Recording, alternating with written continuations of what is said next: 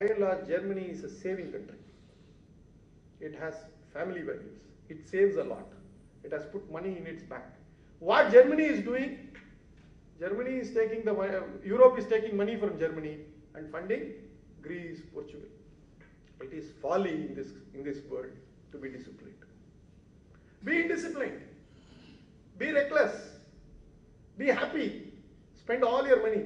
Somebody else will come and take care of you. Don't save for your children. Don't be disciplined, because you will be forced to pay for the others. This is what is the lesson. You are actually creating a moral hazard by bailing out Greece people. Greece people will, mark my words, will be more reckless, because they now know that if they had been more reckless, they would not have got $110 billion, they would have got $210 billion. Only problem is they should have started sitting before the Mediterranean right from 7 o'clock in the morning. They're fools, they started sitting at 10 o'clock, that is why they got $110 billion. You're actually incentivizing the people to be indisciplined. Economics has a power to incentivize and disincentivize people to behave. We are actually not using the levers in an appropriate way to incentivize and disincentivize people. Rather, what we are doing turning the economics of the conventional thinking right upside down, up on its head, and trying to say, oh, you are indisciplined, take more money. This type of economics cannot run the world. So how long are you going to see what is happening? $1 trillion of bailout package. What does it mean? $1 trillion of printing press will work. You will give notes to everybody. More notes in circulation means more supply. And something, when its supply is high, the value comes down. This is fundamental economics. You cannot change it. Whenever supply of tomato or dollar or goods increases, its value comes down. Only when the supply is restricted, the value goes up.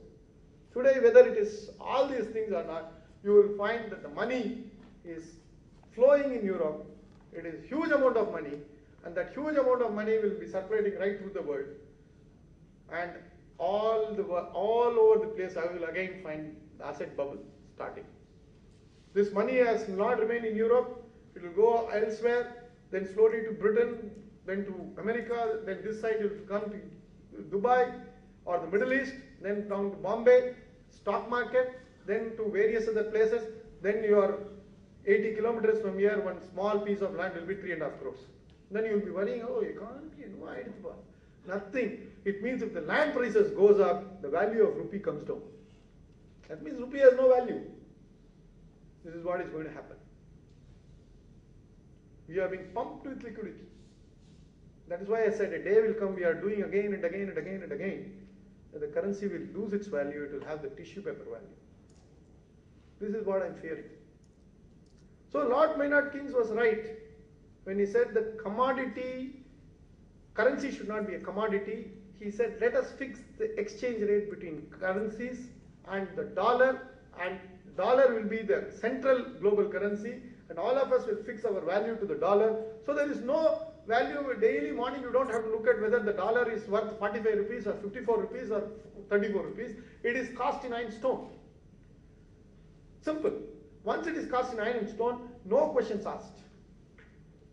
1% variation you can have. Simple. And he gave a series of prescriptions.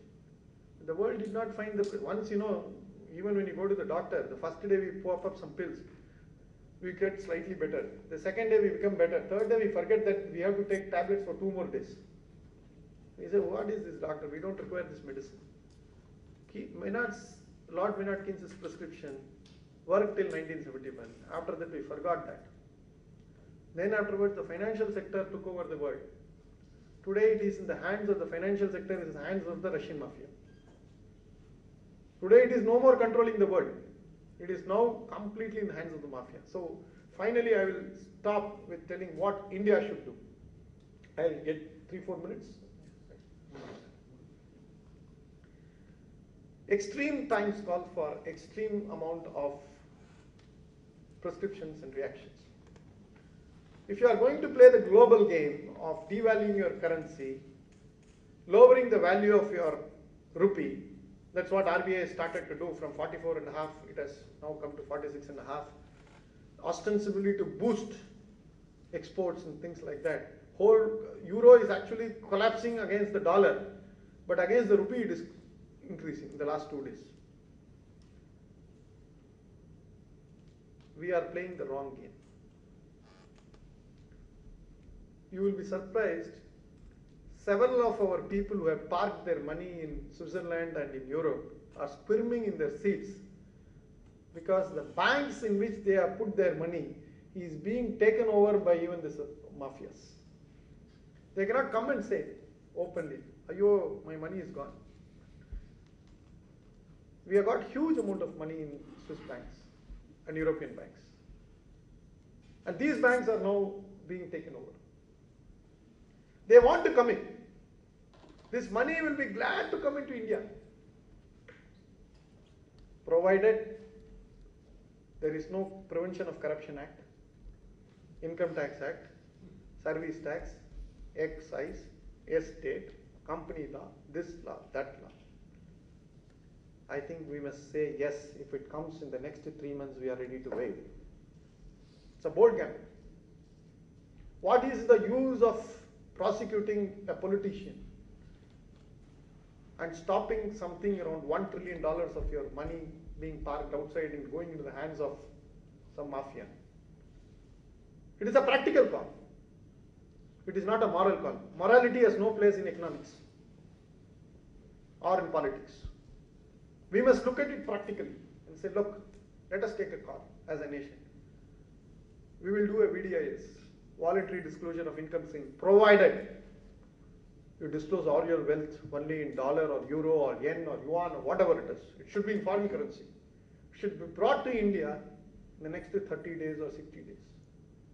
Once it is there with you, the money is with you, you also appreciate your rupee.